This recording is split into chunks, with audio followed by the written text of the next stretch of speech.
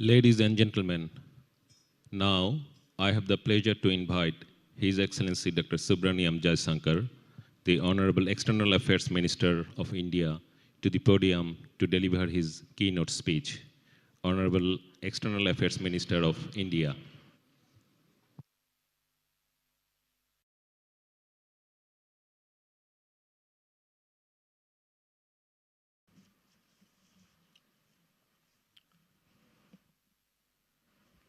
Excellencies, distinguished delegates, ladies and gentlemen, I'm very pleased to join you this evening at the inaugural session of the 6th Indian Ocean Conference.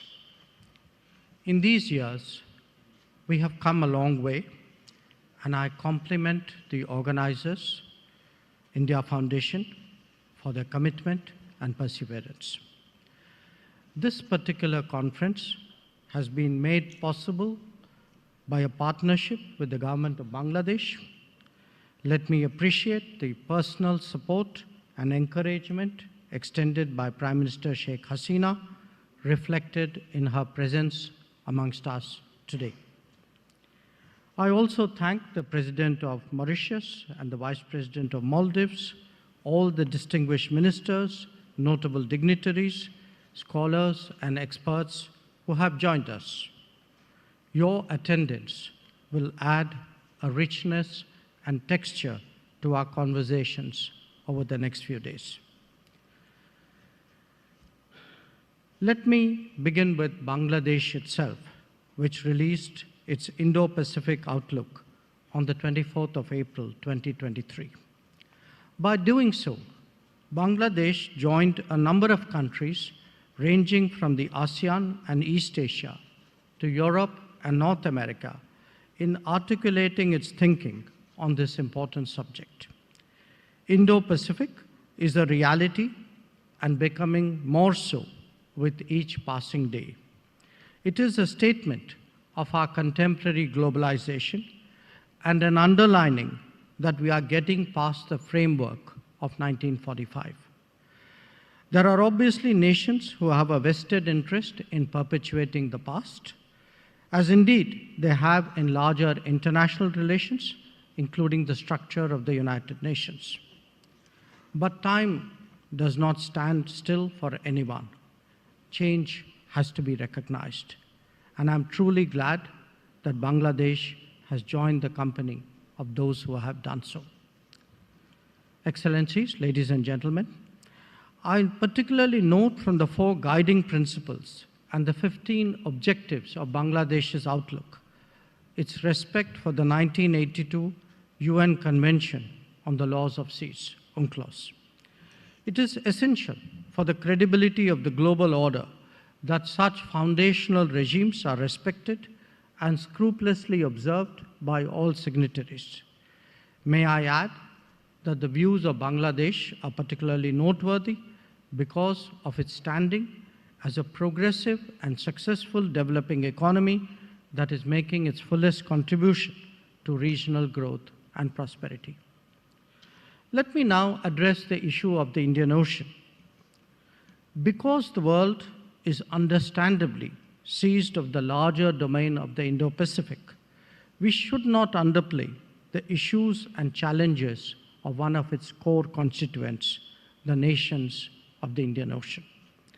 Our historical experience is somewhat different than those of the Pacific, even if we are joined at the hip. There are distinct issues that arise from regional identities, colonial experiences, and geopolitical relationships. Many nations of the Indian Ocean still address developmental challenges that may no longer be relevant in the Pacific. So, even while impressing the essential coherence of the Indo-Pacific, I would urge that we also focus determinedly on the Indian Ocean nations and their challenges. Within the Indian Ocean, we must recognize that there are distinct regions and ecosystems. The Bay of Bengal is a very good example. The countries in this geography have their particular aspirations and agenda, as well as their respective pathways towards progress. We are members of the BIMSTEC, an organization that is increasingly coming into its own. Amongst ourselves, we are very cognizant of the challenges we face in governance, modernization, and security. And we are confident of dealing with them through deeper cooperation and shared efforts. It is by nurturing such building blocks that we will make Indian Ocean, indeed the Indo-Pacific, stronger and more resilient. The requirement of simultaneously addressing the needs of the Indo-Pacific, the Indian Ocean, and its constituent regions is today the task before us. These are not alternatives, but actually self-supporting activities. Naturally, there are aspects of specificity, but equally, there are broad principles that apply to all. For example, the importance of adhering to law, observing norms, and respecting rules is a natural convergence point. It is not possible to build a stable international order without these prerequisites. This is especially so in a continent that has seen so much growth and so much change. When nations disregard their legal obligations or violate long-standing agreements, as we have seen, the damage to trust and confidence is immense. It is therefore essential that all of us take the long view of our cooperation rather than a tactical one of our interests. A significant shared concern through the Indian Ocean is that of unsustainable debt generated by unviable projects. There are lessons from the last 2 decades that we ignore at our peril. If we encourage opaque lending practices, exorbitant ventures, and price points that are unrelated to the market, these are bound to bite us back sooner rather than later.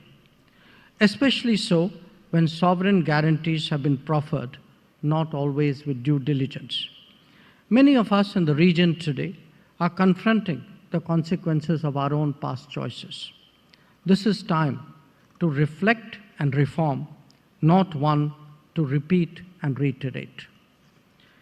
Connectivity is a particularly crucial issue for all of us.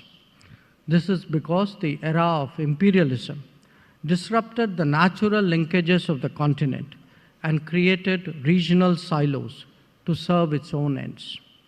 In many cases, the hinterland was disadvantaged to the benefit of coastal areas. Building back in the post-colonial era is a long, painful, and arduous task. It is still very much work in progress. How to restore, indeed enhance, flows between distinct regions is today of the utmost priority. For a nation like India, this means a land connect to Southeast Asia and a multimodal one to the Gulf and beyond. Central Asia offers its own distinct challenges due to the obstacles in between. Collectively, the more we work on facilitating smooth and efficient connectivity, the better off we all are. And obviously, we need to respect sovereignty and territorial integrity while doing so. Let me therefore underline that from India's perspective, efficient and effective connectivity to ASEAN in particular will be a game changer. We accord this the utmost priority. As nations of the Indian Ocean, we are united in our interest in the maritime sphere. Here too, there is much that we who inhabit this ocean must reflect on. The era where maritime spaces would be secured by others is now behind us. With each passing day, this is increasingly our shared responsibility. We must discharge that, sharply aware that global good should not be sacrificed at the altar of any national dominance. To do so, we must put in place bilateral, plurilateral, and regional tools and mechanisms to achieve our ends. It would mean exchanging information on white shipping, cooperating on coastal surveillance, or collaborating on maritime domain awareness. Diplomacy cannot rest content merely by articulating positions. It equally needs practical action to back it up. There are some global challenges that also merit regional consideration. Chief among them are climate action and counterterrorism. The universality of these concerns is by now well recognized. It is essential that our conversations aim to encourage common positions. We must also be conscious of the threats to social fabric posed by extremism and fundamentalism, taking advantage of democratic openness. The costs of not doing so are also starkly apparent to all of us today. Nations of the Indian Ocean are among those who lead the rise of Asia and the re-emergence of Africa. They have the responsibility today of shaping the narrative, shaping it about values, practices, and correctness.